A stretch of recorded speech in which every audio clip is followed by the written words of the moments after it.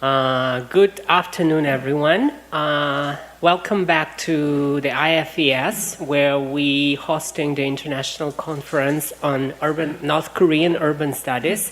And this is the session number 3. My name is Pavel M. I'm research fellow in the Institute of Geography, Russian Academy of Sciences, and visiting scholar at the IFES, Kyungnam University, which is located in Seoul. So we hosting the session number 3 right now, entitled City-State Pyongyang from Past to Future.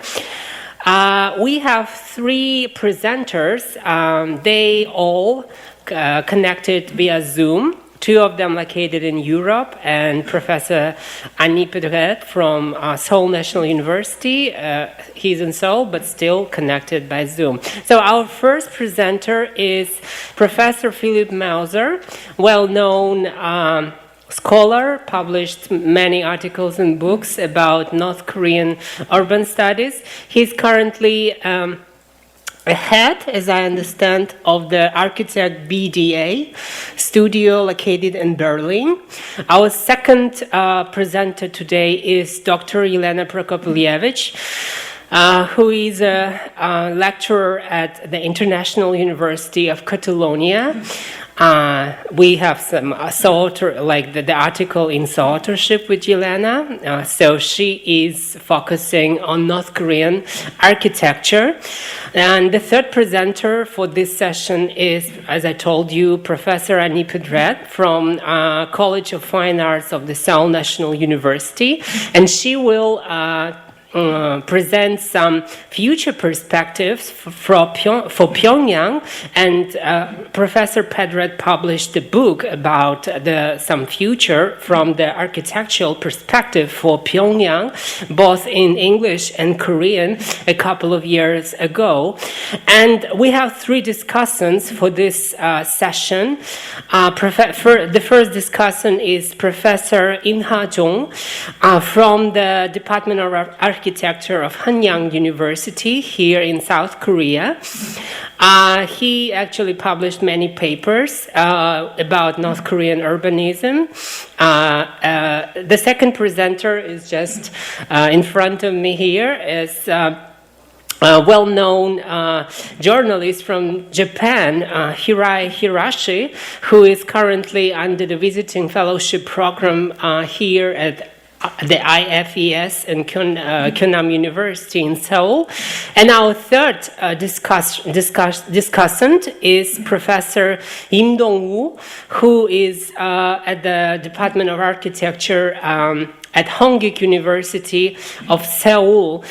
His book, edited by him, The Unprecedented Pyongyang, is well known in our published both in Korean and English, is well known scholarly publication in the field of North Korean urbanism. So I think we have a fascinating presenters and discussants. And before opening this session, I would like to say thank you once again for IFES. I think it's very important, for the scholars in urban studies to share our experience and to share our voices, because like mostly Korean studies in general, especially in Europe and in America, is more about history, linguistics, and very rare like about economy and other fields.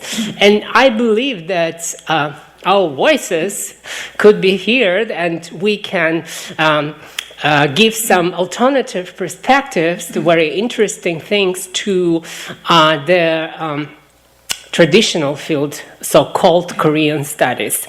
So we will go right now to our first presenter in the first paper, Professor Philipp Meuser, with the paper reporting on urban typologies, North Korea's dream of an ideal society.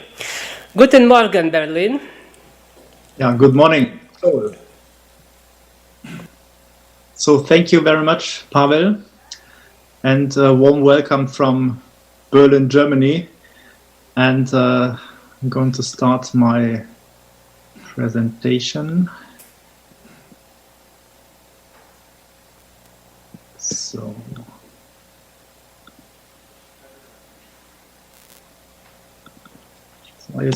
you see the full screen, I hope?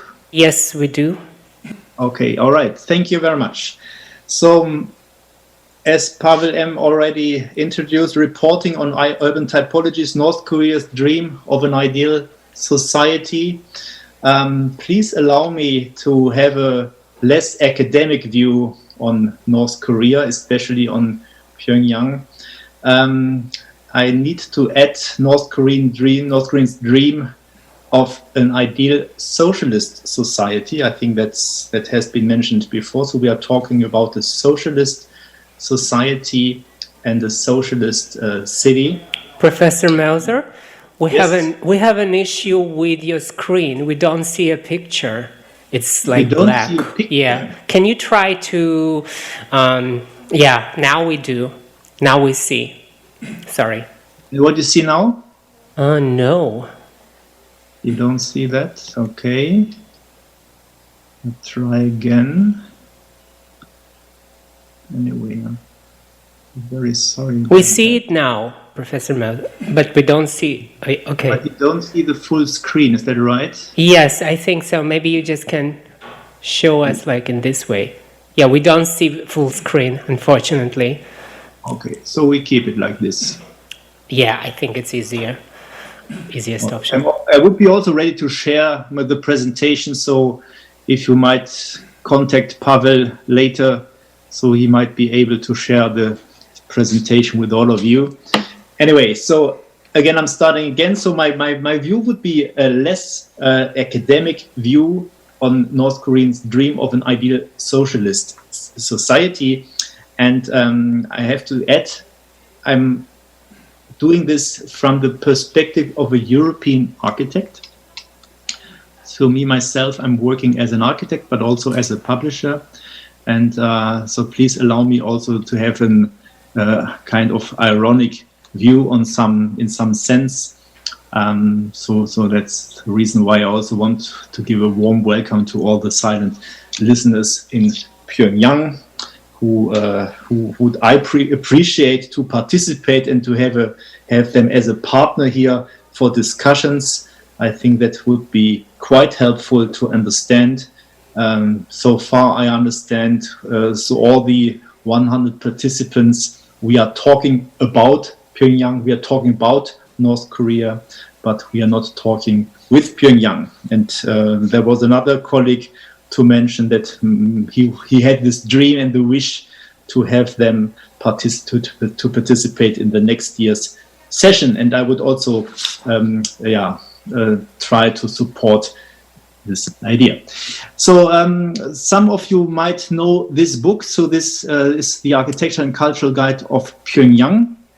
This book was edited 10 years ago, and so this was it was my first attempt to have a more academic view on North Korea, especially on Pyongyang, and our renowned colleague An Chang-mo, who has presented, who had given the first presentation this morning. He had also participated in this book project and helped us to have this book. Yeah, I would say it was quite good success. It was published in German language as a first, and then it was published in English language. But it was also translated into Korean language by our publishing partner Damdi from Seoul. During the research of this book, or for this book, I had the possibility to travel to Pyongyang around 7 times. And this was between 2005 and 2011. And I have to add that since then I have not been there anymore. Some people recommended me to not go there again after the book was published. It was 2 volumes. 1 volume was done with the let's say with the publishing partner, the publishing house for foreign languages in Pyongyang, who gave us some quite good materials, the propaganda pictures, and heroic descriptions of those buildings. And in parallel, I was doing another volume, which was more background information and comments. And this, in my understanding, is the more interesting part. But to understand the whole picture of Pyongyang, it quite might be nice to read them both. So what I prepared for today is I said it before, a quite ironic view. What you need to report on North Korea, and for those who have been there, so we all know that you are always accompanied by people who have a notebook, always write something. So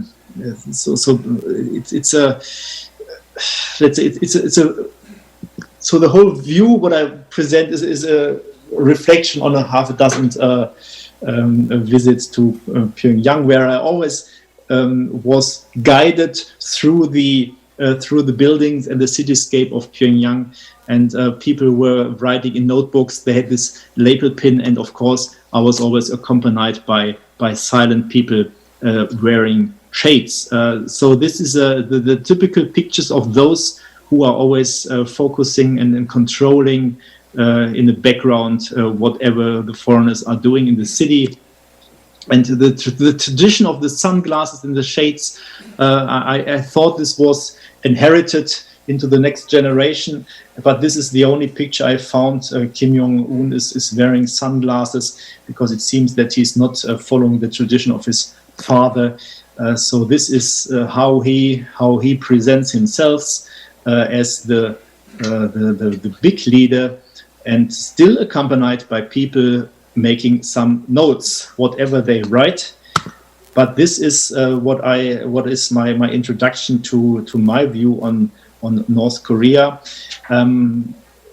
What is so interesting, what is so fascinating, people in Germany and abroad, they always ask me why you go to North Korea, why you are so interested as a German architect to go there and to see this dictatorship's dream of a city. Some people think that I'm interested because we had a similar situation in Germany with the East and the West, and somehow we managed after 30 years to unify both societies.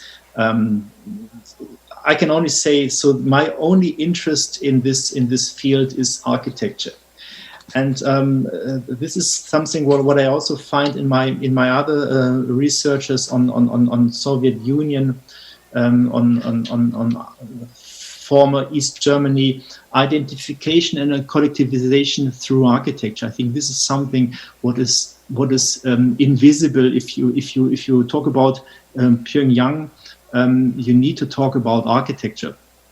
And what is also so remarkable, so you have symbolism everywhere. So and this is to divert attention from poverty. So you have this, and you have this, on the one hand, the public wealth to bring people into the state of happiness. I think this is something what is so, what I always felt when I was there, traveling alone, being accompanied by North Koreans, but not really in a group. You always stay alone, and you always think about what the hell is going on around you. So if we summarize, so it's architecture. So this would be my hypothesis for this presentation. Architecture and symbolism guarantees happiness? ?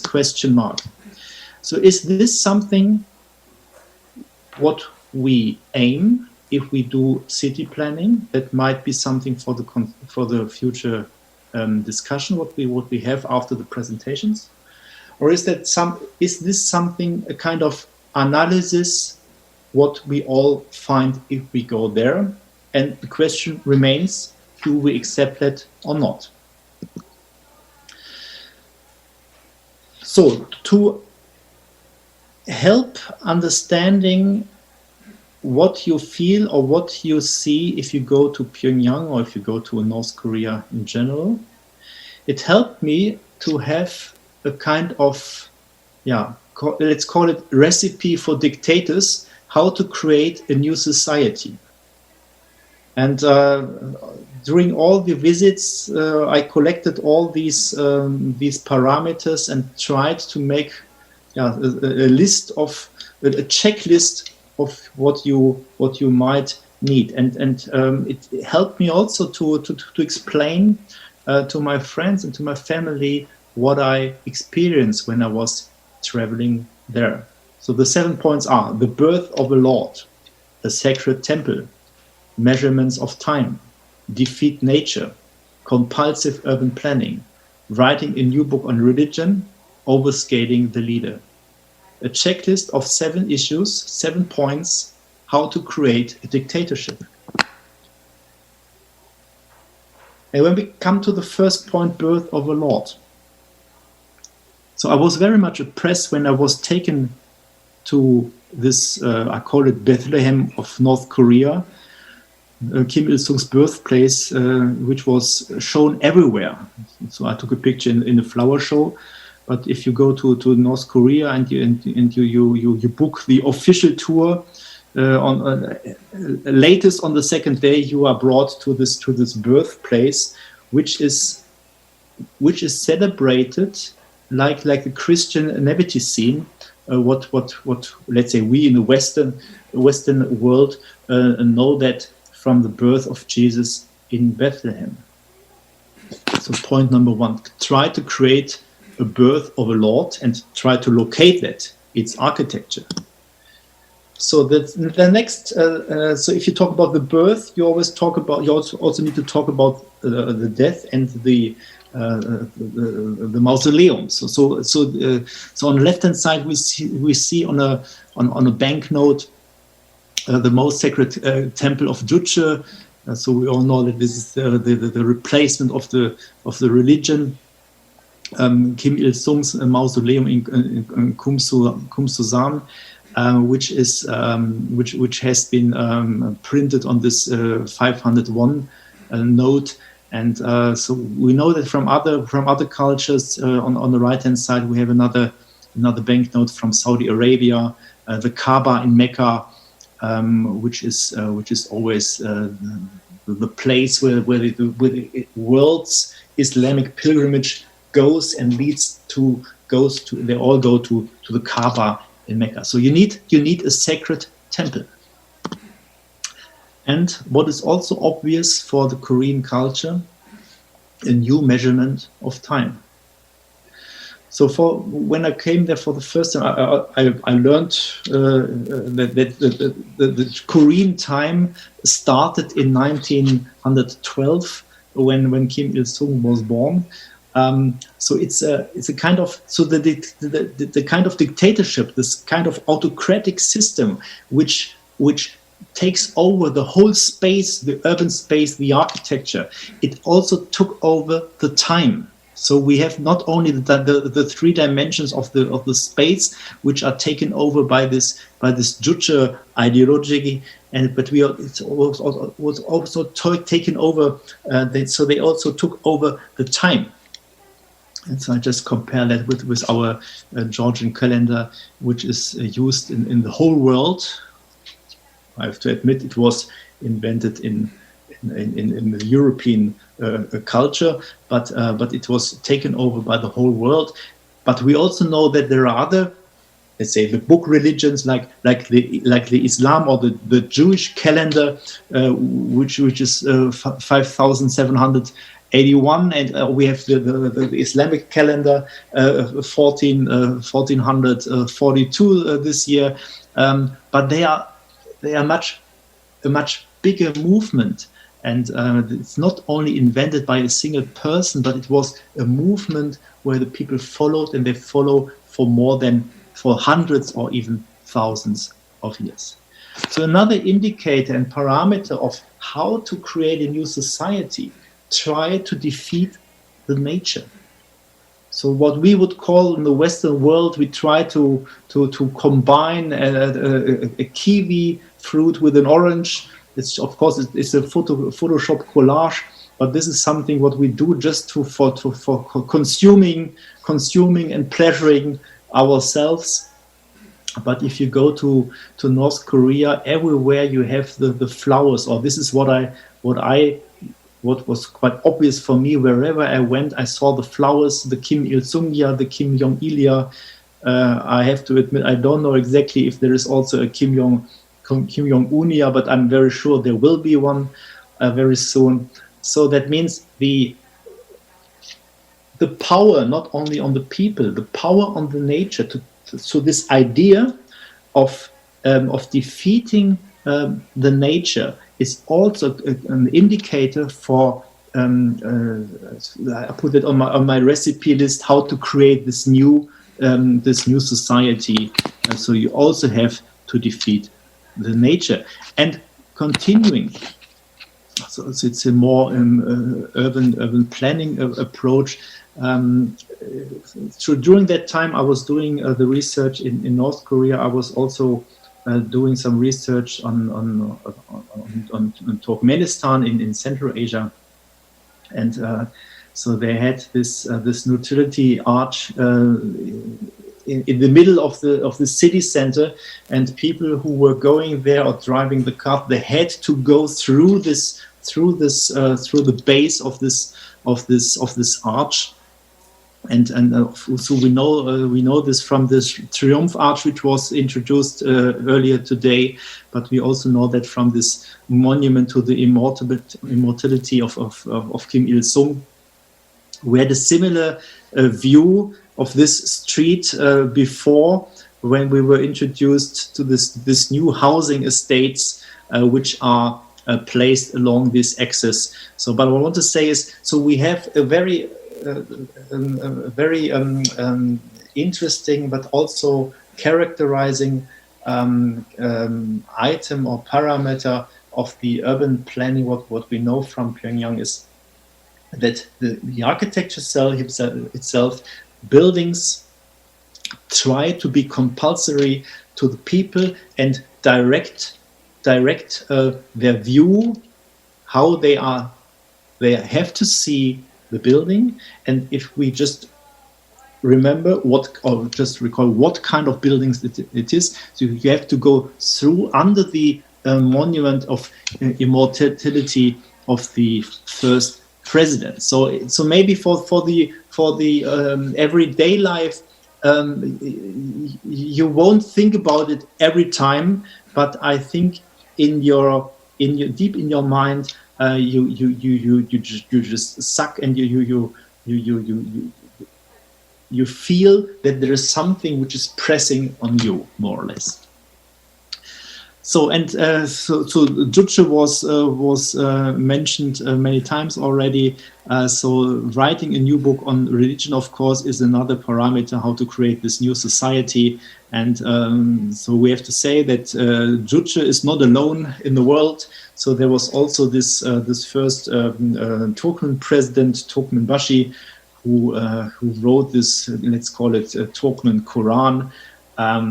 The Ruhnama, a book how to which is describing how to be the perfect Turkmen, how to become a perfect Turkmen, and we have that in the same ideology of the Juche shown in this more than 100 meters tall tower.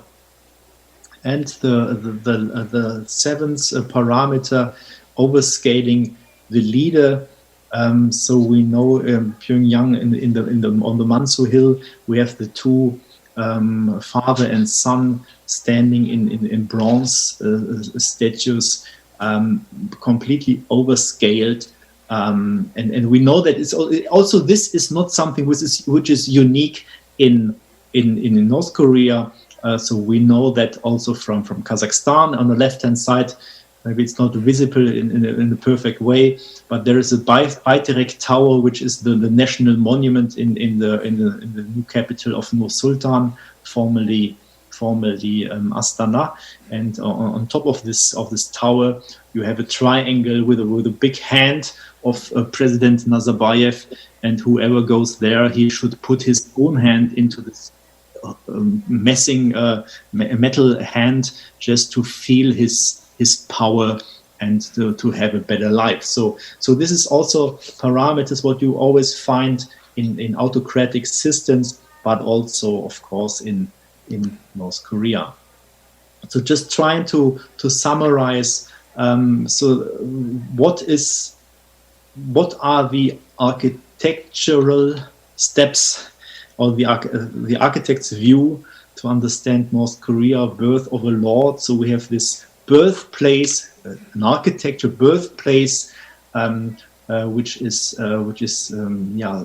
as sacred as the mausoleum. So the second part, the sacred temple. And if we talk about space, we also can talk about the empowering of power, not only on space but power on time, new measurements of time, power on nature, trying to change the rules and the laws of nature. And if we come to city planning and architecture, so we have this urban planning, which is very much, it's an educating, it's a city planning, urban design of educating the people by driving around, having perfect views, or let's call mainly similar perfect views on specialist spots, writing a new book on religion, and overscaling the leader. Everything which focus on this leadership without any alternative. So this is my non-academic view, a more ironic view on North Korea from the view of a European architect, and I hope this will be a good impulse for the next speakers, and I'm very happy to discuss my view on Pyongyang with you. So thank you very much for your audience. Thank you very much, Professor Meuser, for this very interesting presentation and sharing your ideas about the ideal society and its reflection on the architecture. The next presenter is in Barcelona. I'm happy to present to you Dr. Jelena Prokopljevic with her presentation entitled The Contradictory Architecture of the Kim Jong-un Era. So, buenos dias, Barcelona, ¿cómo estás? Hello, good morning. Thank you, Pavel. First of all, thank you for impulsing this this debate on this conference. Also, thank you for the Institute for Far Eastern Studies and Kyungnam University for having us all here. Can you hear me all well? Yes, we hear you, Jelena. Okay. It is a real privilege to be part of this panel with Dr. Philipp Meuser, with Dongwoo Jim, Annie Pedret, that are dear friends from that's been years that we don't see each other, and also Professor Inha Jung, whose books I use in my course on Southeastern Asian cities. I teach at the International University of Catalonia in architectural history, but also in urban studies in Southeastern Asian cities. This paper that I sent and the presentations that I'm going to share right now built on my research that was published in a book that was called North Korea, the Concrete Utopia. But it was published pretty much at the time of Philipp Meuser's book, the Cultural Guide of Pyongyang, and it was a great reference at the time. But it was only published in Spanish, so it doesn't have such a huge diffusion in the world. It might still be waiting for a proper translation to English. Nevertheless, my idea is to talk about the recent projects that have been published in the media, in North Korean media and South Korean media, on the development of Pyongyang during this first decade of Kim Jong-un's rule. This is a period marked by a variety of factors, as you all know. In some cases, regarding the urban planning and architecture, they have been consequent with the plans of previous decades, and sometimes even contradictory, both to socialist planning as to the Juche architecture as it was defined by Kim Jong-il. This title, Contradictory Architecture, and reminds us of the book called Complexities and Contradictions in Architecture by Robert Venturi. And that was a very influential book in the architecture of Eastern Europe, in Eastern Europe, and also in Western Europe, of course. It was kind of a foundational book for postmodern architecture. So I kind of look the architecture of Pyongyang, the recent projects, in under this idea of post-socialist and postmodern, although, of course, it is not accurate scientifically, but the new projects have introduced new features, new quality of the urban space, references to the position of the city, good connections, proximity of monumental places, nice views, and also use of architectural form as a sign. All of them extend the notion of pure functionality, that is the characteristics of socialist urban planning. So these are the focus of the analysis of these recent projects. And also Kim Jong-un, just like his father, has published kind of a, not really a big treatise on architecture, but kind of as the art of architecture was, but kind of guidelines. So I will also comment these guidelines as well. Okay, next.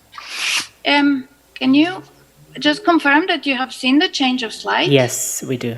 Okay, fantastic. So just to look a little bit back in history, I think we can distinguish the architecture under Kim Il-sung, under Kim Jong-il, and under Kim Jong-un. Now they have kind of different points of view.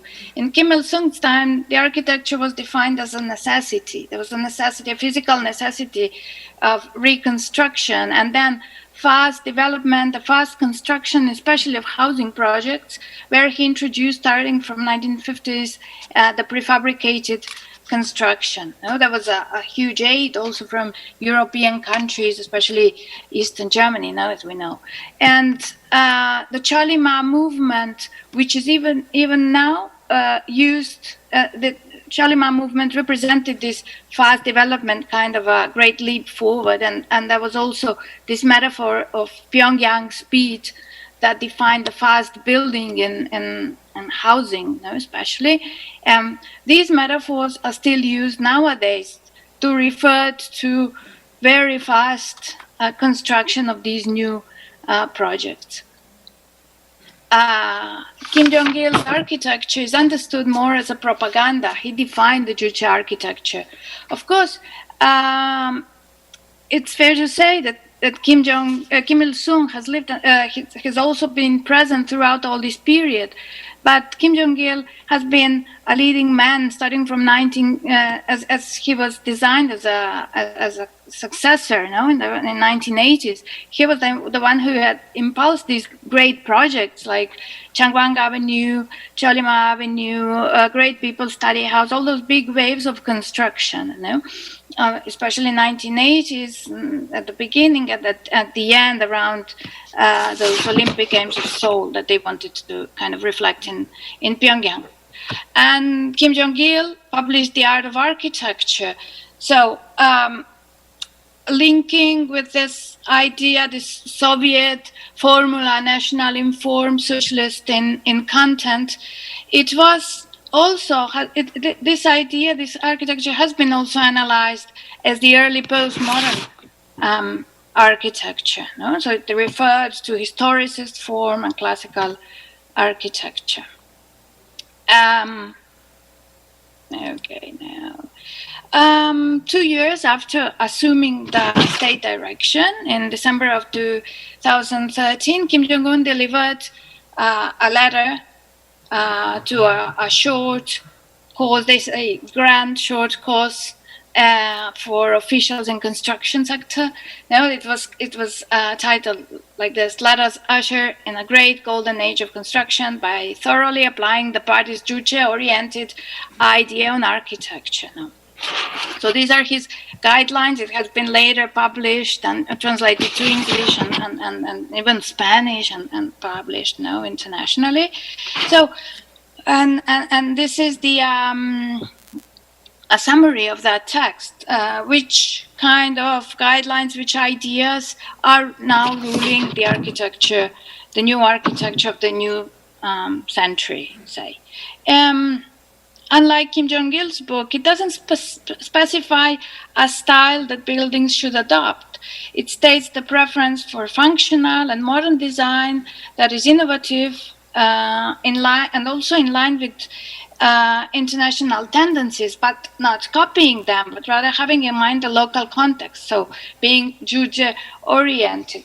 It's not anymore so, national characteristics are not anymore so specifically, so visibly stated. No, there is the preference for new technology. So new technologies are applied in construction, in materiality, in structural system, but also in representations. So all these new projects that we see published in the press are preceded by a very spectacular image, but those renderings of great avenues that I'll be talking about later on. The comfort, green design, there is a call for energetic efficiency, the environmentally responsible design, also landscape design, and etc. No? And in 2014, these images that are called utopian tours have formed part of the Crow's Eye View, that is the exhibition at the Venice Biennale of Architecture that had won the Golden Lion, and that actually introduced architecture and urban planning into the discussion of, into the field of North Korean studies.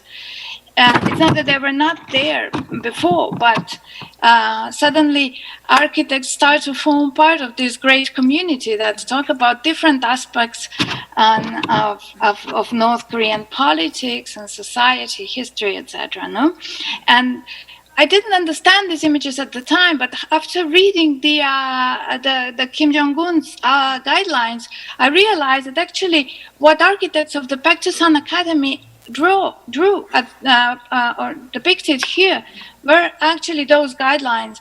The architecture which is innovative, which is very spectacular, which is respectful with the nature. No, all these hanging buildings on supports that doesn't affect the flows of rivers and woods.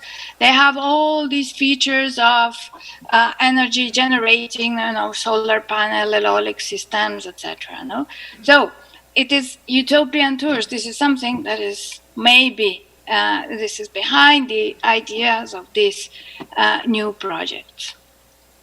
Now I wanted to discuss some of the current projects that have been realized recently. Some of them have been mentioned during the previous presentations.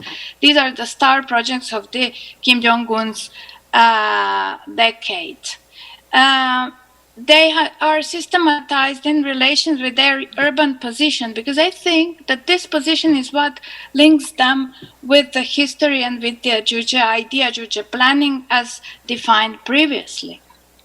They are systematized as those that define the waterfronts, those that define mark the accesses to the city center, those that reinterpret and revalorize the monumental historical sites. And also there is a specific part dedicated to public facilities and public spaces, that generally form part of also these new avenues. So Jangjeon Street on Mansu Hill is the first project that Kim Jong-un opens, but actually he inherits the project from his father. It was opened on, as you know, on April the 15th to celebrate the Juche Centennial.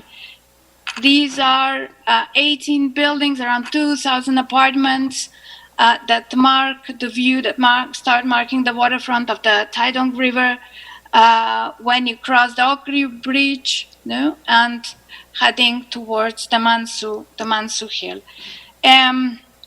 They frame the views between, on one side, the great monument on Mansu Hill, on the other side, which is part of one of the monumental symbolic axes of the city, and the other one on the other side, he marks the axis of Kim Il-sung Square versus Juche Tower on the other side. These buildings, 48 floors in these 3 skyscrapers, they change the skyline of the city that has previously been marked by the unfinished pyramid of the Ryungyang Hotel. Also at night, these are the first buildings that use the LED lighting, illumination. So they introduce kind of a new view in the city center. So this is what I explained. This is the change a bit in this system of 2. I hope you can see the pointer here. Yeah. It's the change between the 2 monumental axes that mark the city center of Pyongyang. On the other hand, the Changjeong Avenue also marks this entrance towards the Somun Street, which is an esplanade, monumental esplanade, that links the Great People's Study House, Supreme People's Assembly Hall, different theaters. So they also introduce and link these public facilities within the residential apartment area. The materiality is also interesting. The reflecting glass that was used before it was reserved to hotels and to public facilities, now form part also of the housing blocks. There is also an introduction which will be developed through further newer projects of the improvement of the public spaces, the landscaping, etc. If we move onwards through the Mansudae Avenue towards the Potonggang River, we will arrive to the new project, the terraced apartment project that has been announced recently, last month. This is under development, and these are the first images of the project that have been published in North Korean media. So it has been mentioned previously by Professor Lee, the importance of the Potong River. So in a way, this project also has this kind of symbolic meaning. Potong River, the channeling of the river impeding the flood of the surrounding area, was one of the big victories over the nature, just like Professor Meuser said, this redefining, conquering the nature. So it was the first victory in 1946 by Kim Il-sung. So this new project is also redefining in a new way the waterfront of this other river. It also continues the Cholima Avenue, the public buildings, the public facilities along the waterfront, just like Ice Ring, for instance, and the People's Palace of Culture, and the ancient Potong Gate. The terraced houses are relatively small projects regarding those huge projects that we accustomed to see recently. They are 800 apartments located in this kind of small size volumes, up to 3 floors, 4 floors, with these landmarks up to 15 floors on the corners, no? And they generally follow the slope of the Mansu Hill. No? So here are some typologies that have been published of these terraced houses. So they are all based on the similar geometry, similar materials. No? The white plaster, ceramic tiles, terracotta colors, these cubes, recessed cubes that actually form this kind of formal vocabulary of the whole complex. There is an issue of independency in terms of importation of materials, and that has been a problem in the recent years, because North Korea has been quite dependent on especially importing the materials for finishing, no? The external finishing of the buildings. No? So in this case, they try to use pretty much what is produced and developed locally. Another feature that this project introduces that hasn't been so present in other designs is this pergolas, and at least the announcement of the possibility of the use of the rooftop spaces. And as you know, the rooftop spaces and the penthouses in the Western architecture are actually the most valuable spaces in the housing blocks. So in a way, this points out to kind of different readings of even the residential block. Now, Mirai Scientist Street opened in 2015 with housing that is dedicated to the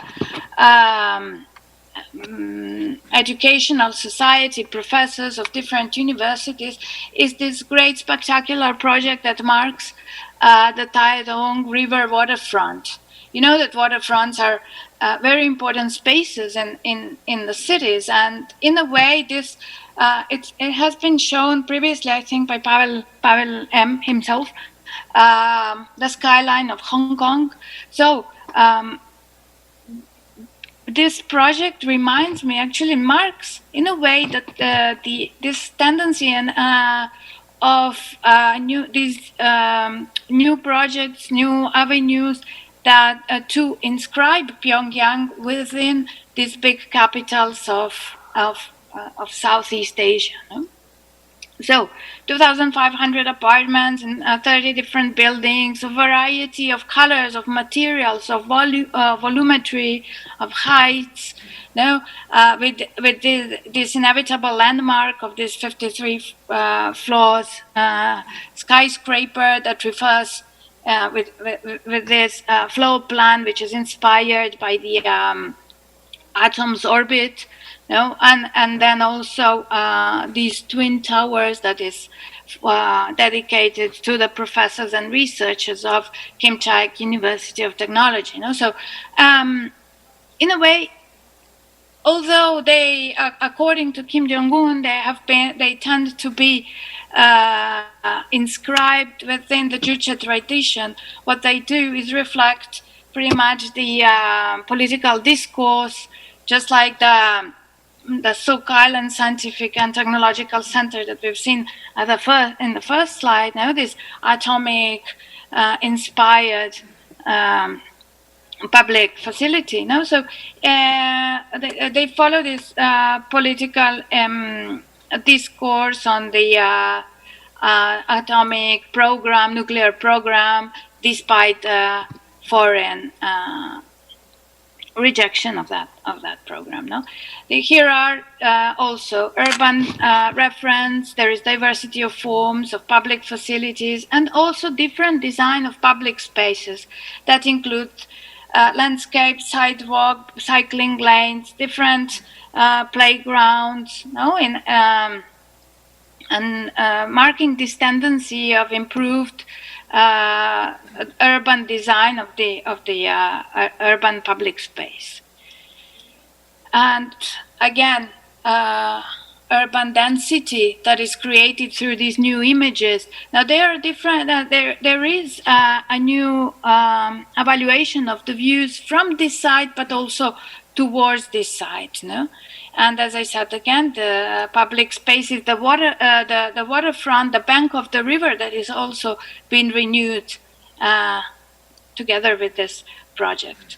This project also refers to historical places. Also, it is located in the place where previously mentioned Pueblo Bridge was placed, and it was moved away. No, but also this site in front of the Yangak Island is also historically important. No, there is another type of intervention on the, or projects that revalorize historic sites. One of the important avenues is the Rongmyong Street that was opened in 2017.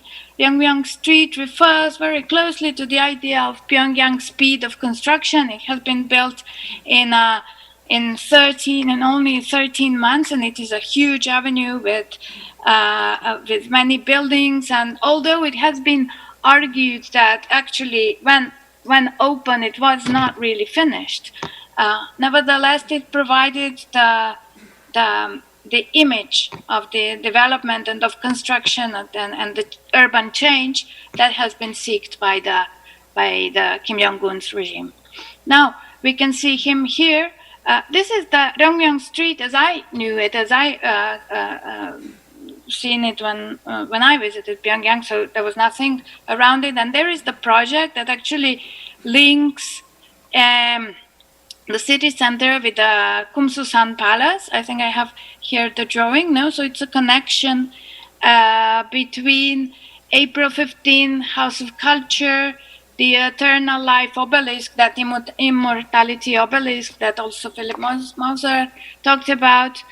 Then it connects the Kim Il-sung University and the campus, and this is the historic university. One of the first buildings built after the war was actually the central building of Kim Il-sung University in this Soviet neoclassical style, no? And the Kumsusan Palace. On the other hand, this avenue, which is very spectacular, also provides a spectacular image when you arrive through these accesses to the city from Sunan Airport. I will talk about this welcoming, avenues, but this is also one of those. No? Especially this green skyscraper, 70 floors high. It's the highest tower, excepting the Rongmyong Hotel. No, is the landmark is the highest building in the whole development. And okay, there are some more images that are all actually published all around and quite renowned. So they also include different urban elements, spectacular illumination, a lot of public facilities. There is also a tendency to include green design, to place on the rooftops solar panels that has previously been widely used actually individually to produce electric energy. No? Also, we can see a landscape design. Here, I think I have more images here. Now, this is the cultural center and shopping center as well, now with solar panels on the rooftop that can be seen here. And also water surfaces here, green design, etc. No? So another really very spectacular new avenue that has been built. We can see improved design of public spaces and the use of solar energy for the public illumination, or at least a representation of these intentions. No? And this is another project that has been announced also recently, the construction of Kim Jong-suk Avenue. This is to be located in Moranbong district, close to the Arch of Triumph, the Kim Il-sung Stadium, which are historical sites linked with the with the liberation war. So the independence of North Korea was actually proclaimed by Kim Il-sung here in the place in the old field that now later was renewed as a Kim Il-sung Stadium. In March this year, Kim Jong-un ordered this construction of Kim Yong-suk Avenue, but there is no plan yet. No, it is quite the symbolism of the place is very suitable for an avenue dedicated to the revolutionary grandmother of today's leader. However, especially due to this kind of post-socialist feature in the current development of Pyongyang, this area is rather complicated and conflictive. Well, I wouldn't say conflictive, but complicated to redesign. It has been, as you can see, this is the Google Earth plan. Now you can see that it's very densely built. And this construction, this process has been analyzed by Dongwoo in his book Unprecedented Pyongyang. And he followed the densification of this area with private housing constructions. These are family houses. These are built by the investment, through the investment of high-ranked officials of the regime. And there is also kind of private investment in the collective housing. No? So it's quite dense built area, but that actually with buildings that belong to this high-ranking officials. No? So some of them should be demolished. There should be a large-scale redevelopment involved in this project, which is occasioning kind of a complex situation. Although it is stated that the project is being studied by the Pyongyang University of Architecture and Construction and Building Materials Institute. And I have another project which is in the process of being finished. This is the General Hospital of Pyongyang.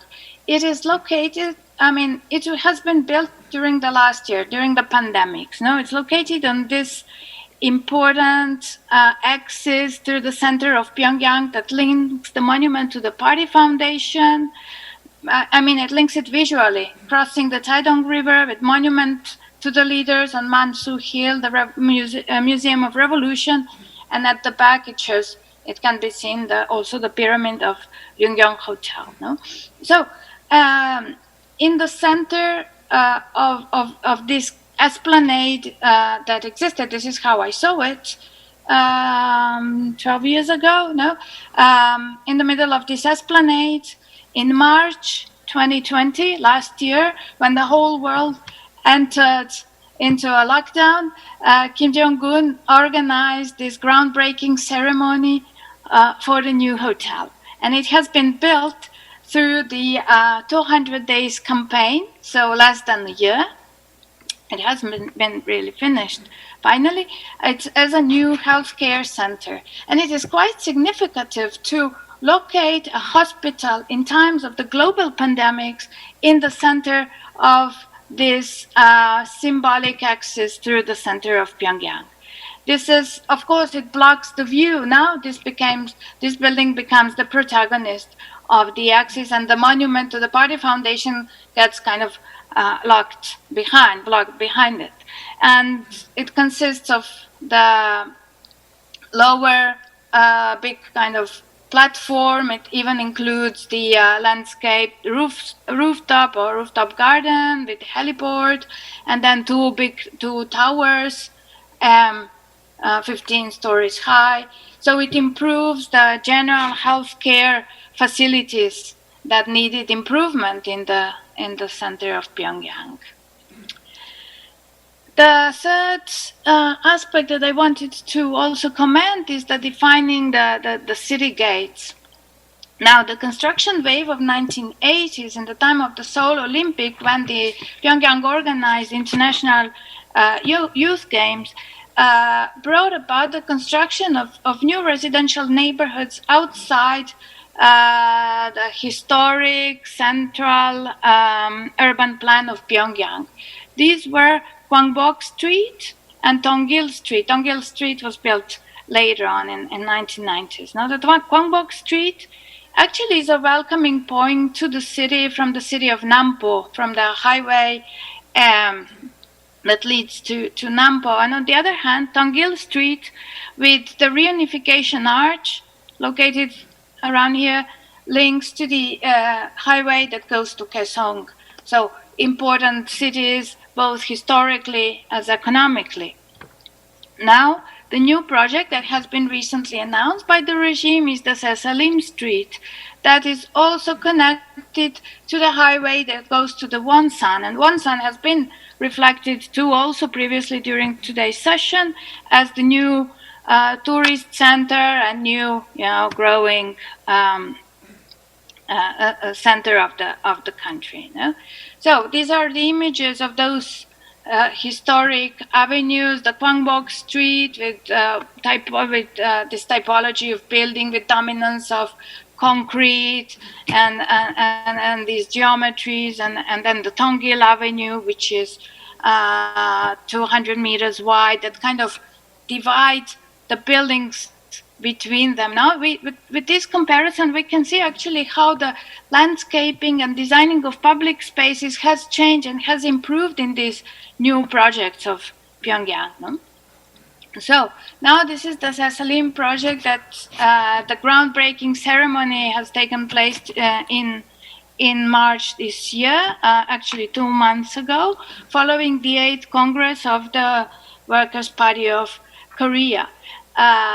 This Congress involved also an important announcement: 50,000 new apartments to be built in the course of the next 5 years until 2025 to mark the 80th anniversary of the party foundation. So the groundbreaking ceremony for this avenue is for 10,000 units to be built during the following year.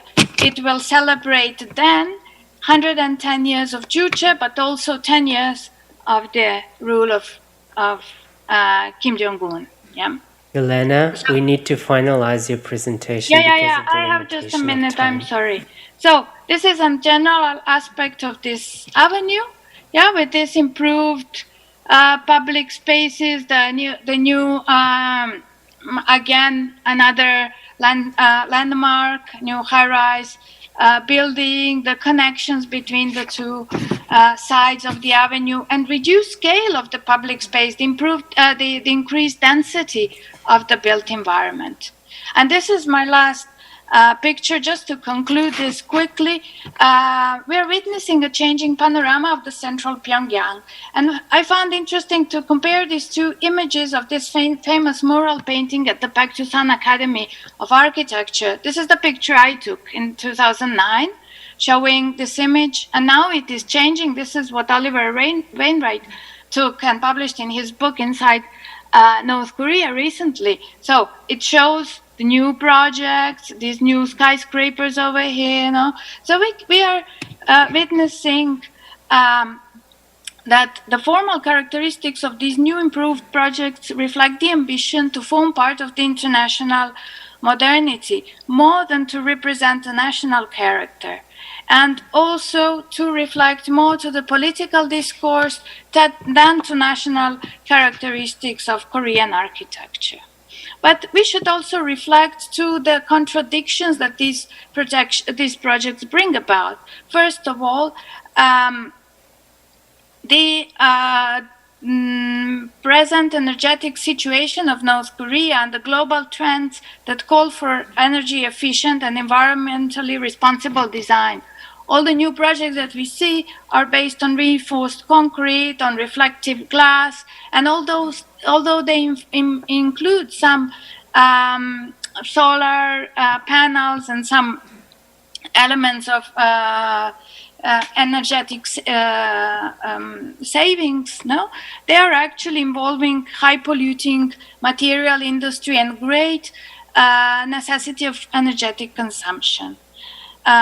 They also reveal the contradictions with the productive capacities of North Korea, dependency on importing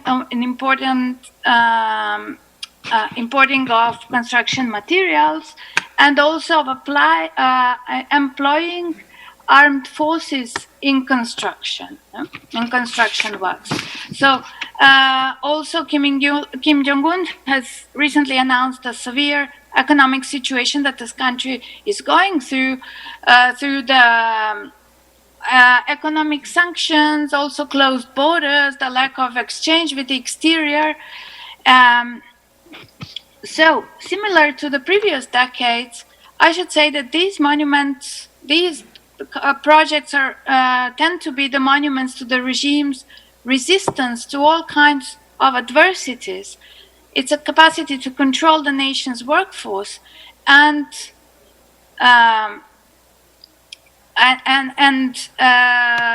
this idea to quickly change the image of the city, to create the sensation of Pyongyang being part of the Asian developed capitals. Thank you very much. Thank you, Jelena. Thank you very much for this interesting presentation about the architecture of Pyongyang. And we following for the last, but definitely not least, a presentation of this third session for today. Professor Pedret from Seoul National University, College of Fine Arts, with presentation entitled Imagining Pyongyang After Reconciliation. Professor Pedret, are you here? Yeah, can you see my screen? Yes, we can, and we hear you well. Here we go. Okay, this is going to be a little bit of serious fun. I think we're all tired, but looks fun, but it is actually quite serious.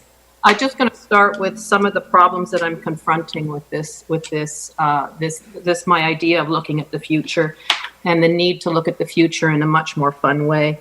There's problems of scholarly research, and there's futures. Futures are conflated with science fiction. Science fiction is kind of, future technological and social innovations. There's usually futures are described as being a single route from the present to the future, and we've had lots of predictions of those single routes that haven't come true. So there's a lot of skepticism, and then there's just the kind of ignoring wildcard events. There's also the problem of how Pyongyang has been represented, as Jelena pointed out, with these images. For me, they are images of history, and so now I understand a little bit better. So there's images of the future that are looking to the past. In this case, precast concrete that's looking like in a traditional architecture. I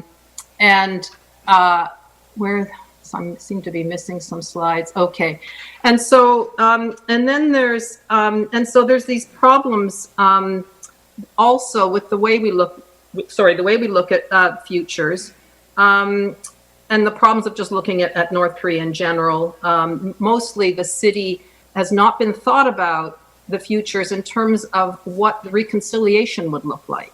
So we're completely kind of ignoring the political and economic future, or else we're looking at those futures from the assumption that they're going to be either capitalist and they're going to have to adapt in some way. I'm kind of simplifying it, but more or less just for the polemic. And I'm going to just go a little bit quickly. So the argument I'm going to make is, we could call some of these images what was described earlier today as I think the term neo-nationalists. I kind of like that, or ethnic architecture. So the problem is that we're not looking at the bigger context from which this architecture will come from, because we're not thinking about designing or imagining or thinking about what unification can look like. And it's understandable because it's such a complex, intricately geopolitical complex problem that it's very difficult to look at. So what I'm going to argue then is that we can't know the future, and we certainly can't know the future of Pyongyang, and we certainly can't know the spatial future of Pyongyang, because we can't know the future of unification because there's too many wildcards. And so that leaves us with the question, well, can we look at the future of Pyongyang, the spatial futures of Pyongyang, And I'm going to argue, of course, that yes, but we have to do that with an alternative epistemology. And we can't look at it the way we've been looking at things so far. We need an alternative epistemology of imagination, and we have to accept fiction as a form of knowledge. Now, I'm going to have to argue this because a lot of people are going to dismiss this as being the fanciful ideas of, crazy ideas. But the argument is we already know things that cannot be known by using imagination. So what is it? It's the power or capacity of humans to form internal images of objects and situations. What it is not, it's none of these things. It's not utopia, it's not dreaming or flights of fancy or a critique of the status quo. It's not irrational. It's not a capacity only available to artists or architects.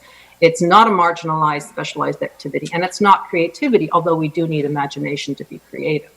So why is it important? It's important because it is a special form of knowing, and it's a crucial faculty for investigating unknown knowns, things that we know that we do not know. And so what I'm going to argue is, in fact, it's important because also because imagination bridges fact with fiction.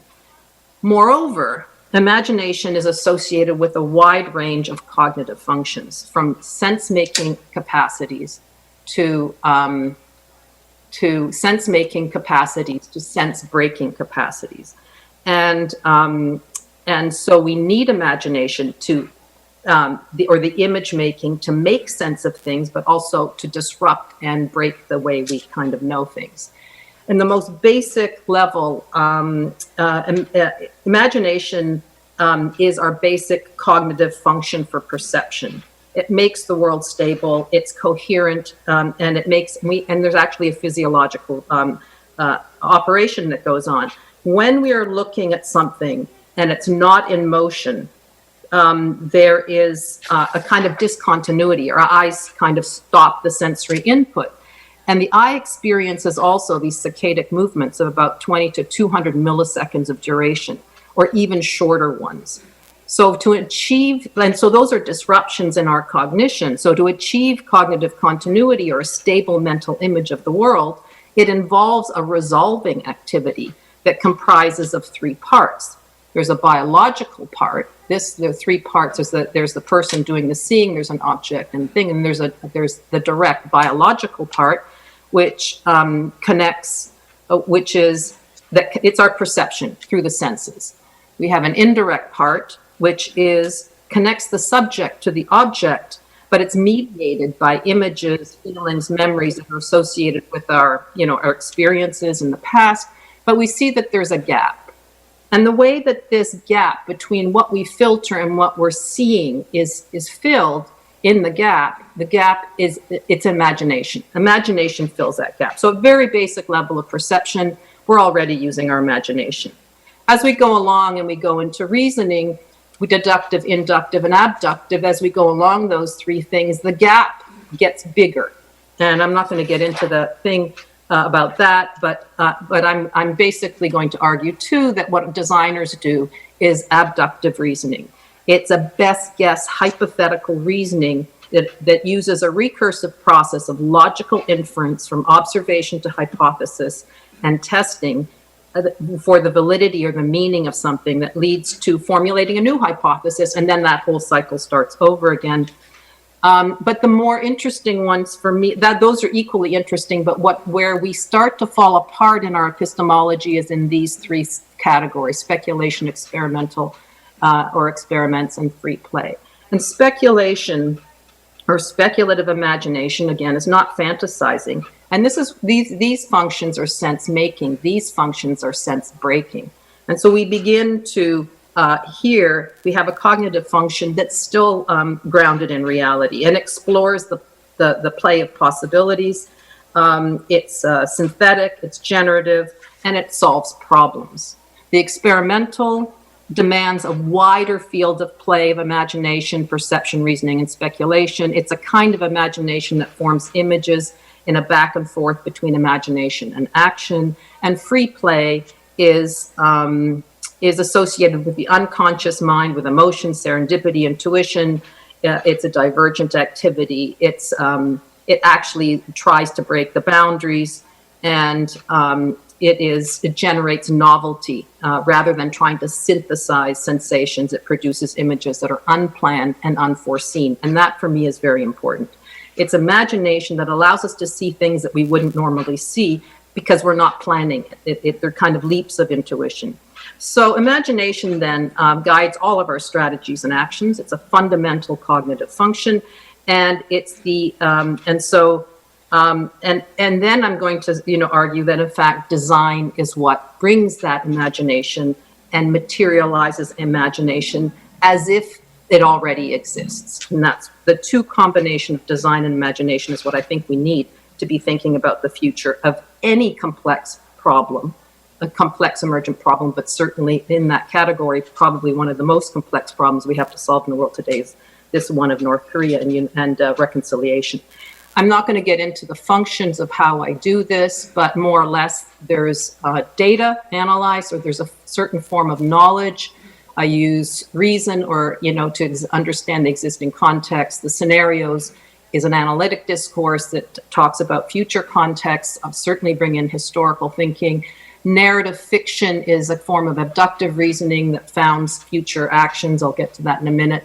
And experimentation, speculation, free plays where we visualize and materialize. So it's not just like let's just have fun and speculate. There's a lot of things. So we look at key factors. The basic thing about future contexts is that there's various levels of them. We can do probable, which is much narrower. There's plausible, a little bit more, and then there's possible. And so so the reason I use scenarios is because they give us like alternative, possible futures, not the future, not one future, but a bunch of possibilities. And we also use, so these are kind of alternative, equally qualified scenarios. It just allows you to explore and to explore and investigate what if. Narratives are important, and I consider all of these forms of narrative, whether it's a drawing or a treatise or a discussion, they are forms of narrative. And I'm going to go to this, to Michel Desserteau, who states that basically narrative is a way to found future actions. By speaking about these spatial futures, you're already starting to create them or make them. And so, and fiction is really important. It allows you a form of radical empathy. It's a free space for speculation. It's a space for play. And it's actually what they call a diegetic buffer, which is it allows you to explore something that's psychologically difficult if we're going to look at a dystopian future. And I think it's important to look at those ones as well. And so I think, the fictive narratives are spatial stories. And so I think that's very important because as again, Desserteau suggests, they found and they create the field that precedes the realization of social actions that are yet to come. So, and then design. And design I'm just going to talk about briefly because I don't think, maybe we understand it quite a bit, but there's some people that don't understand what design is. I think there's a big common understanding that what we do is decorate and that we make things look good, but actually for me, design is a problem-solving function. But for me, it connects imagination with reality. And I think design fiction is very important because it allows us to speculate. So the projects I'm going to show you, that's the kind of theoretical ground for my thinking. But and the projects, as I mentioned, are materializing imagination. Like these projects are from the Pyongyang 2050 Spatial Futures book that I published 2018 with Damdi.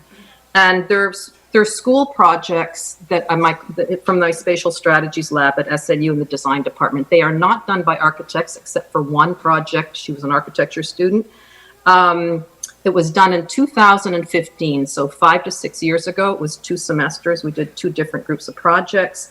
And so I just want to emphasize that because some of the things that were being discussed in session 1 were things that these kids who have no experience in architecture, urban planning, were able to imagine on their own without any kind of big body of knowledge. Of course, these projects would be better with deeper knowledge, but I think what's important is that the invention happens from anybody. I mean, if in the right conditions, invention and imagination is everybody's prerogative.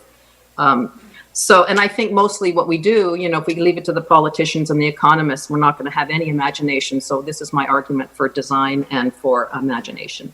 So the first one, the premise is very similar. I'm going to go through these rather quickly.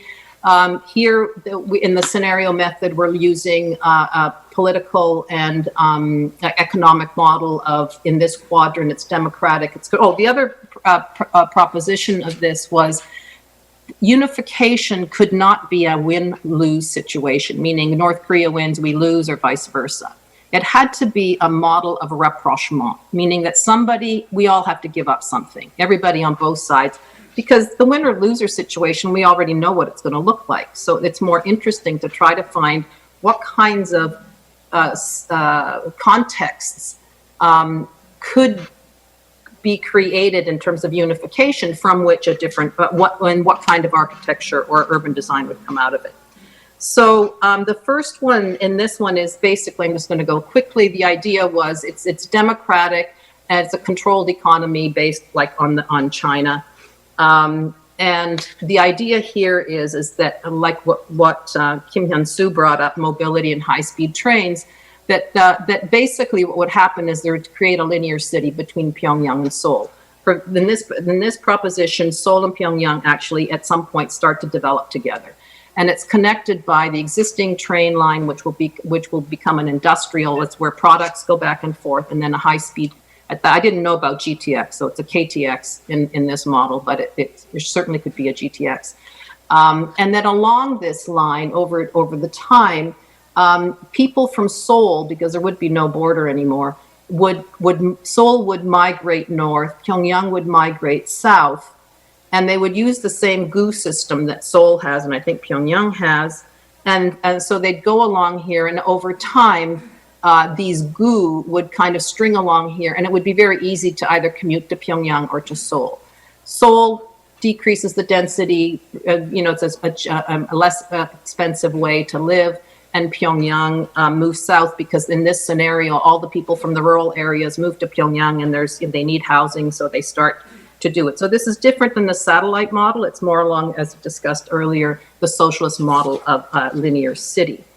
So the Juche city, I'm going to get into just a little more detail of the context because I want to have one example. In this one, the key factors again are similar: controlled economy, somewhat controlled economy, less than the previous one.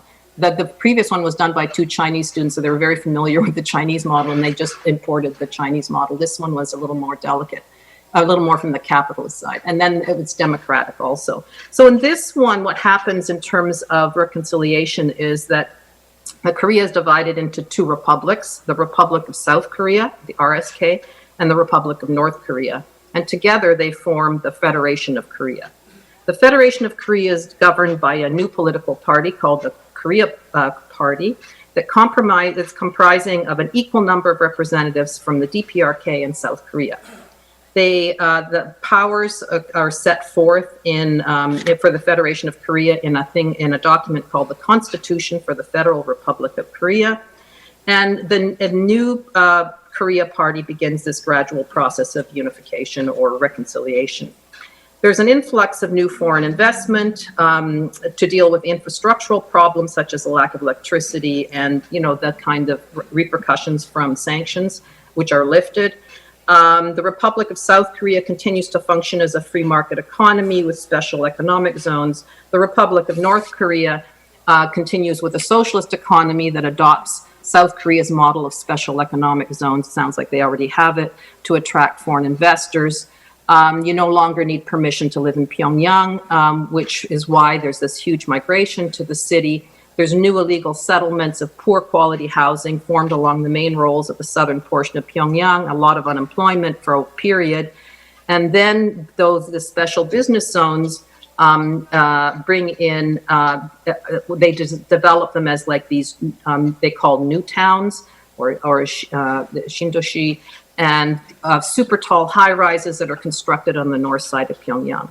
And the new town catalyzes tourism and provides jobs for the residents in the illegal settlements on the south side. So by 250, there's more than one international business district. The city continues to polarize it, though, into political zones. And so that also gets negotiated in this time is one of the projects called Jucha City. So they're going to build, and this is the ironic portion, a little bit of an ironic project. They establish an independent state called Jucha City, which is built in Pyongyang. So here's the Jucha Tower, and they demolish the rest of this part of the city to install Jucha City, which is modeled on the Vatican.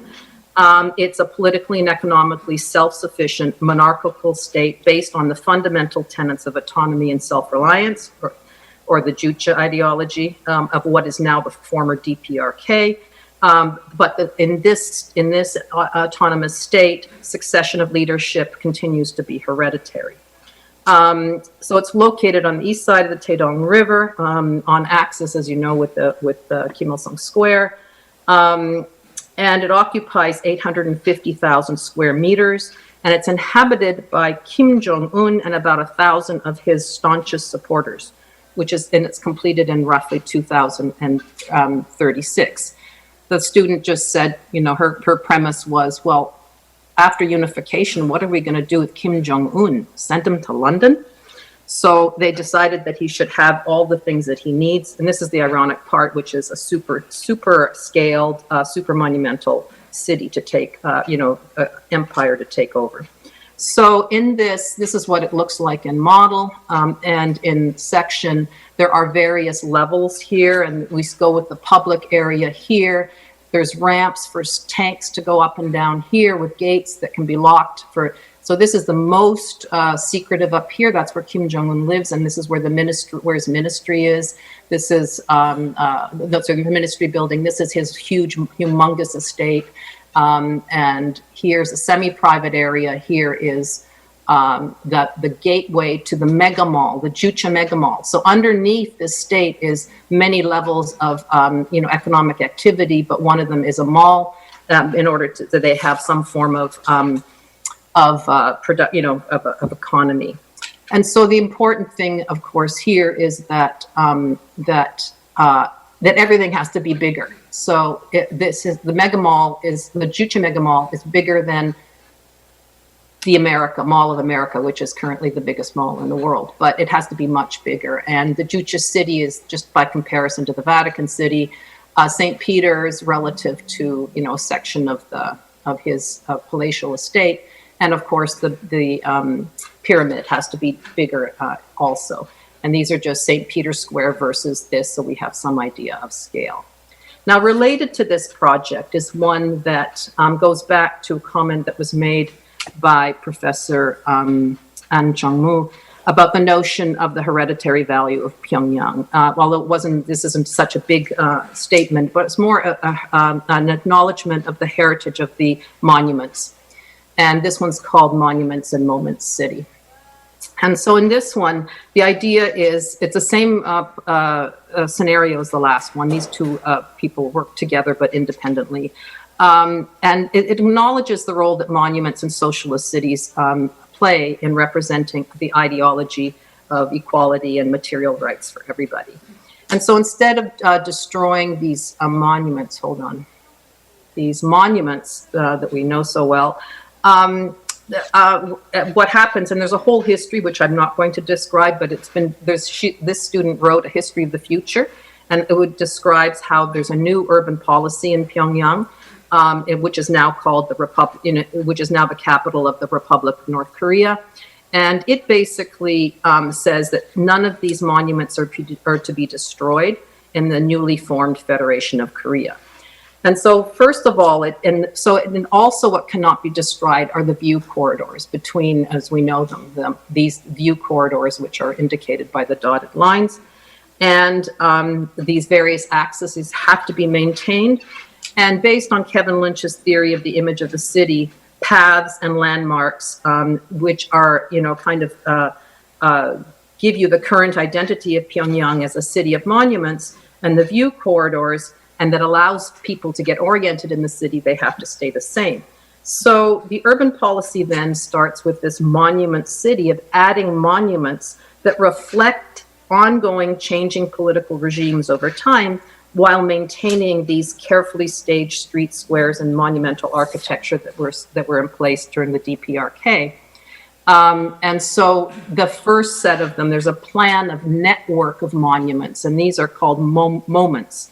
And moments are inscribed at a much finer grain than these huge monuments. They're inscribed on the streets and in squares and in sites that connect to the existing grid of socialist monuments and kind of connects them all together. So moments can only be added without changing the existing monuments network. They're not necessarily connected visually, but rather located strategically. And in some cases, they hide from each other, but they reveal other views. And this policy allows for the city to essentially remain the same in physical terms, while addressing the problem of these oversized, under-designed streets. Professor Pedret, I'm sorry, but due to the time limitation, we need to follow to the conclusions. Okay, I'm just going to then quickly give you the one that proposes very quickly a proposal to change the memories of people through roller coasters, and the implementation of a series of 3 roller coaster rides in Pyongyang. Some of them use the Rumyong Tower with slides, and that they can go down and get a 360-degree view of the city, and others then that come along the tower, go along through Kim Il-sung Square. They wrap themselves up around the Juche Tower. And this is a way to make them forget, even for an instant, the constant control that they're under, because they're in a ride where they're completely out of control. And the idea here is so this one goes over and across the river, and it wraps itself around, sorry, I can't get this. Okay, I'm sorry, I have to do this with the, okay, forget that one. You go wrapping up around the Juche Tower. On the way back, you come sweeping into Kim Il-sung Square, and a third one that wraps itself around the monument to the party founding, and then back to the Juche Tower. There's also another one that's a dystopic one where there's a nuclear disaster. I won't get into it, but it allows us to explore new possibilities. Again, it's a megastructure project that's based on anyways, a nuclear disaster that happens. Again, there's a whole history there. I'm going to end by just saying that scenarios and imagination allow us to have a different kind of imagination that combines reason and speculation and free play. They function as spatial stories, and these stories allow us to expand the field of future possibilities. They allow for a wider and deeper development or range of futures that fall outside of the normal box of incremental historical development that are bound by current conditions. And so what I'm also going to say is that I like as was expressed in session 1, and I would like to talk not about North Korea. My dream would be to be able to work with North Koreans to talk about their city and our city. And instead of talking about it, I'd love to do a workshop with them. So I'm going to leave it at that. Thank you very much. Thank you very much. We have a limited time, and I ask our discussants to be as brief as possible. So the first discussant is Professor Inha Jung from the Hanyang University. Please, Professor Jung.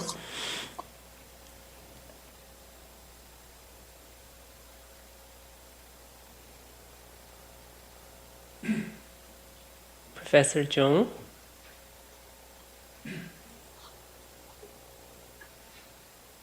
I think there is some. Oh, yeah.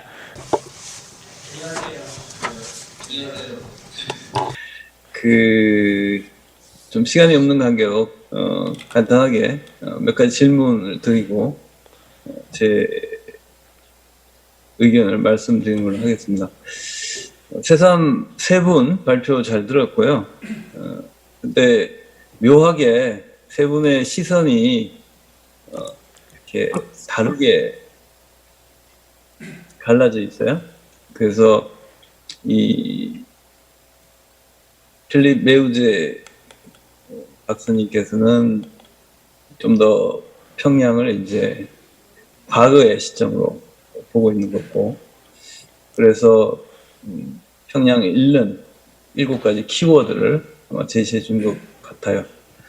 그리고 You mentioned 7 keywords, and you mentioned from the perspective of the past, Professor Philipp Meuser. And in case of, let me check the pronunciation. So all three speakers, you have presented different perspective. First presenter talked about Pyongyang from the perspective of the past, and second, Dr. Jelena Prokopljevic, you were looking Pyongyang and also architecture of Kim Jong-un in a way of a present perspective, the current status, the current philosophy, current position of Kim Jong-un. The last presenter, Professor Annie Pedret, you are imagining Pyongyang from the perspective of the future. So, the three presenters are all talking differently, past, present, and future. So it was a great opportunity for me to understand more about Pyongyang. I would like to ask question to three presenters. I also would like to express my own views. First, Professor Philipp Meuser, I am so sorry for mispronouncing your name. I'm trying. Dr. Meuser,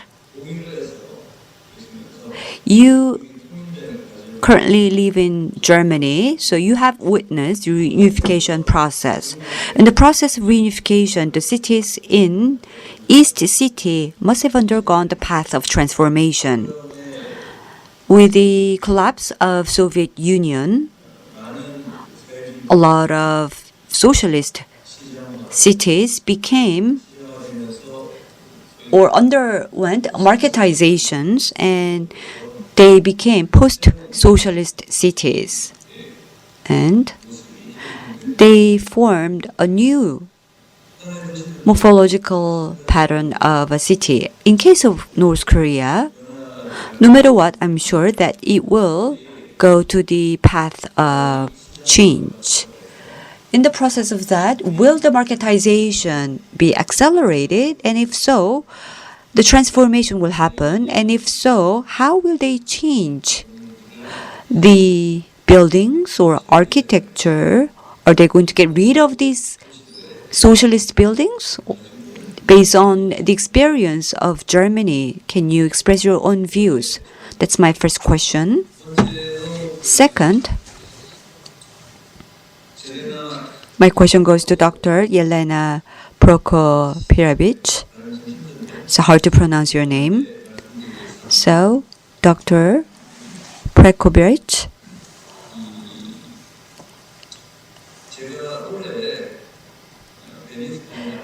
This year, Venice Biennale, I am supposed to give a lecture at the Venice Biennale. The topic is political ideology and environment issues. So linking these two issues will be my topic of lecture. Now, from the perspective of the architecture of North Korea, the issue of the environment and sustainability are being mentioned. And in relation with that, the architecture of Kim Jong-un, I believe that Kim Jong-un put an emphasis on renewable and sustainability and environment. Then, my question is, from the perspective of North Korean regime, the issue of environment, the issue of sustainability, how are these being expressed in the architecture or urban design? And what about the political ideology? Are they transcending? Are they going beyond the political ideology to express their views? Do you think that's possible? So I'd like to hear what is your take on that. Lastly, Professor Annie Pedret, Lastly, Professor Pedret, I really enjoyed your presentation tremendously. You have addressed extremely critical, important topic. Frankly speaking, 3 to 4 years ago, Republic of Korean government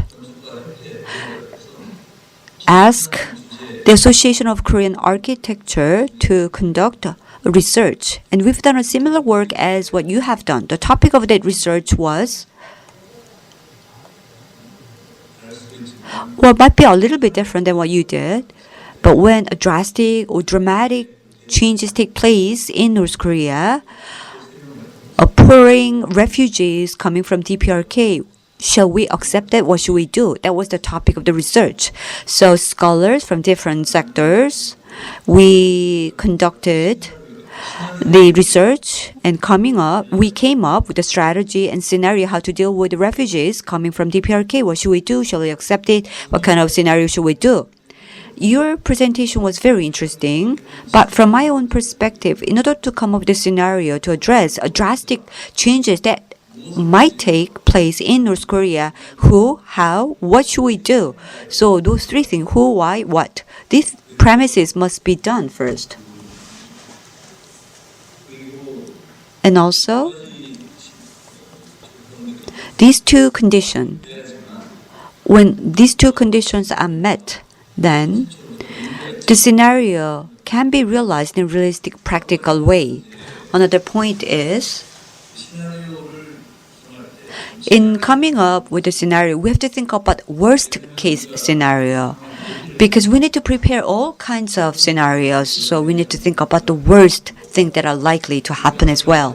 From that perspective, internally within DPRK, will there be any kinds of the possibility of internal conflict over coup d'etat or assassinations of the leader of DPRK? When that happen, what will happen? A drastic event or drastic transformation? If that happen, if you think about this kind of worst scenario, what should Korean scholars do? If you can present that idea, that will be very helpful to me. That's all. Thank you. Thank you very much, Professor Jung. Now we move to our next discussant, Mr. Hirai Hirashi, please.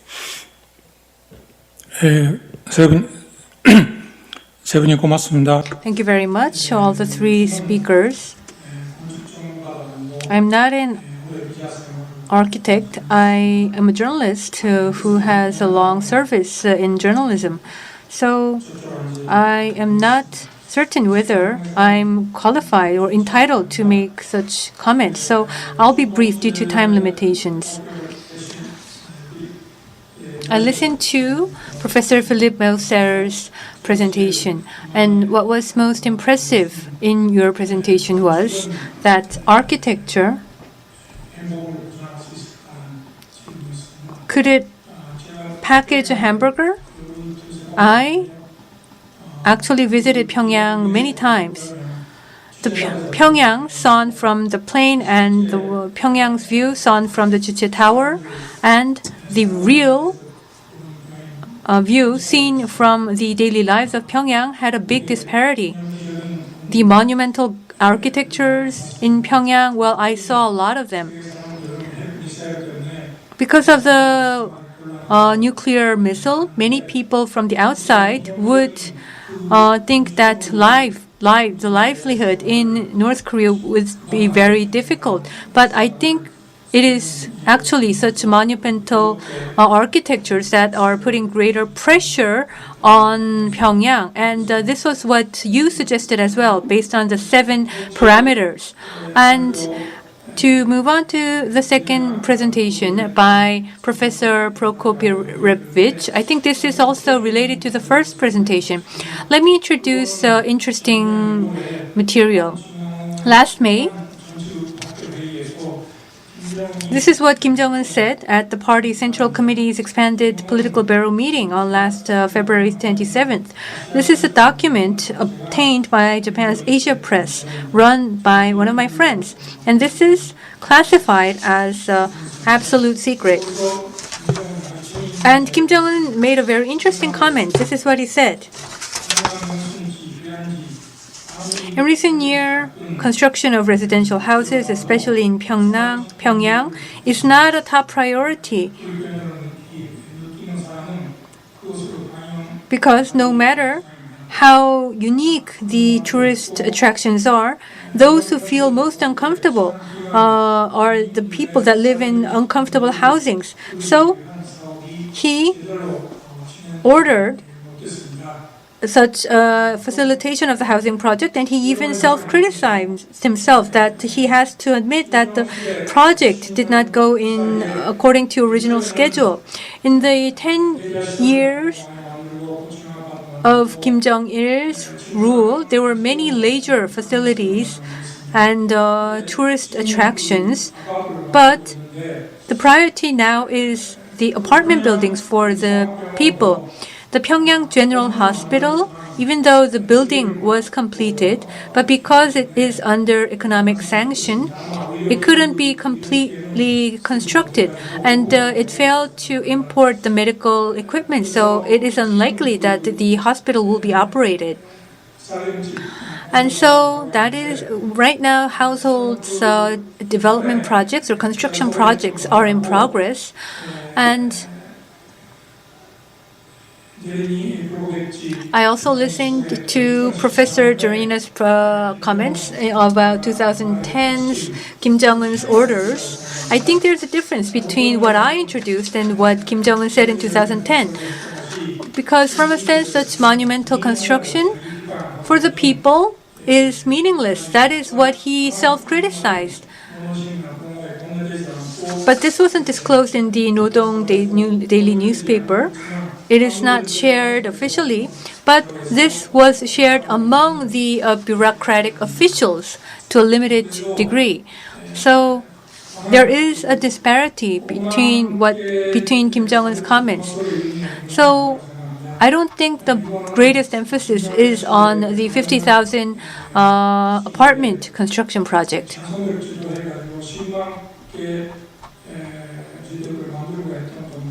In the beginning, the target was 100,000, but it was reduced to 50,000. And for that, Kim Jong-un, as in this comment, is criticizing himself that he couldn't fulfill the target. This document, for the first presenter and the second presenter, I'd like to ask your personal opinions about this report about Kim Jong-un's comment that I shared with you. That is, what do you think about the North Korean leader's comments? Even though he is proclaiming that his top priority are the people by the 50,000 apartment construction project, but do you agree that it remains to be seen that this is whether this is sincere or not?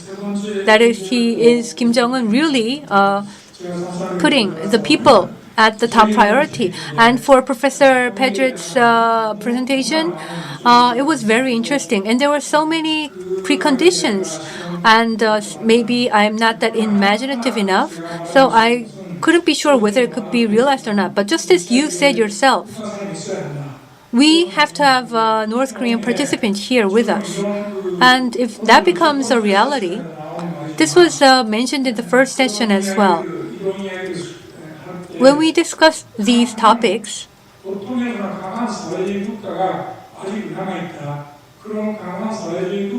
this strong socialist regime still remains in North Korea. Then, how could North Korea pursue such new architectural projects? And I think we have to consider that in our imagination as well. And with that, I'd like to conclude my discussion. Mr. Hirai. So we go to the last but not least discussant, Professor Yim Dongwoo. Professor Yim, I'm sorry, but I kindly ask you to be as short as possible. All right. So Yeah, first of all, I'm very honored to be the discussant of this panels or this session because I do admire all these three presenters today, and of course I love Jelena's work and also Professor Hirai Hisashi. I think just going from the first Dr. Philipp Meuser's presentation, I think it was very interesting to see your unique perspective on how you understand the overall let's say built environment of North Korea. Those 7 points are, I don't know whether it's my less of knowledge, but feels like it's very unique and original. It has a originality of itself. So having that said, I was just wondering, because you also published a lot of books and papers about let's say the socialist architectures from Russia or the Soviet Unions or other European cities. So I was wondering whether these perspectives, the 7 points, whether you think that they're only happening or applying in North Korean situation, or have they also appeared in other social cities? Let's say, for example, in East Germany or Poland. I don't know, but that's also a question that I have to you, because I was just wondering whether some of them could be of common ground as a socialist countries. Maybe some of them are not. So that's something that I'm curious about. And from Jelena's presentation, I think this is very important point out that we all have to, let's say, see or be able to read from all these changes or transformation of the city, and all these let's say, and she also very well categorized all these different developments into 2 or 3 categories, like defining waterfronts or defining historic fabric or city gates. So the question to Jelena is whether you think that these developments or these development of past will continue in the future. So basically, the question is whether you think that these are the new strategies that the North Korea is intentionally, let's say, giving or pushing basically towards their near future. And with Annie's presentation, as I always say to her personally, I do admire these type of scenario-based research, and I think this is also very important for not only for the architects who wants to talk about the future, but also for researchers who basically researches the current or the past situations of the North Korea or Pyongyang. So my question to you, to Annie, might be, so basically the research that you're doing is more focusing on the future, right? But I think it may not be about whether this scenario will be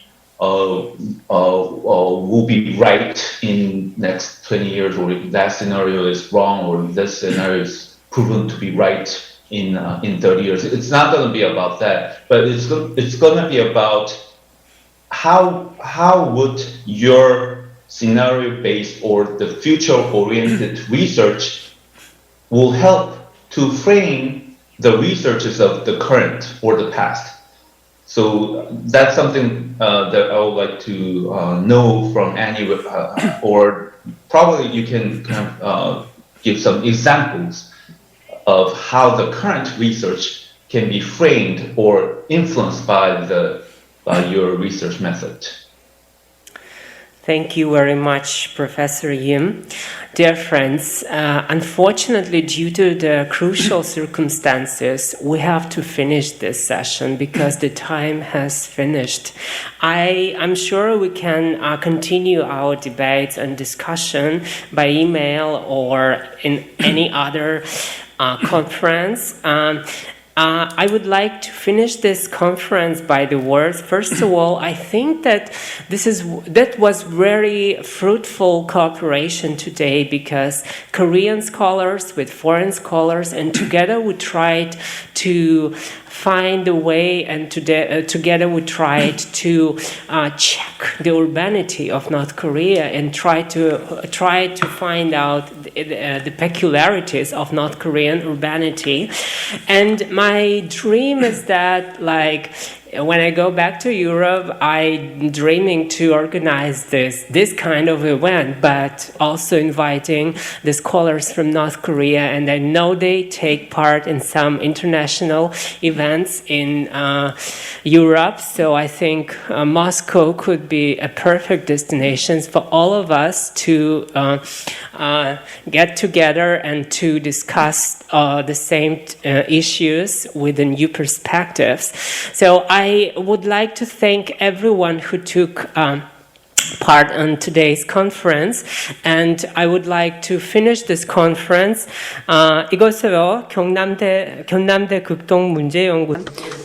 This concludes the Kyungnam University International Conference on Urban Studies 2021, sponsored by the Ministry of Unification and hosted by the Institute of Far Eastern Studies and the MOU IFES Academic Exchange Fellowship Program for North Korea Unification Studies.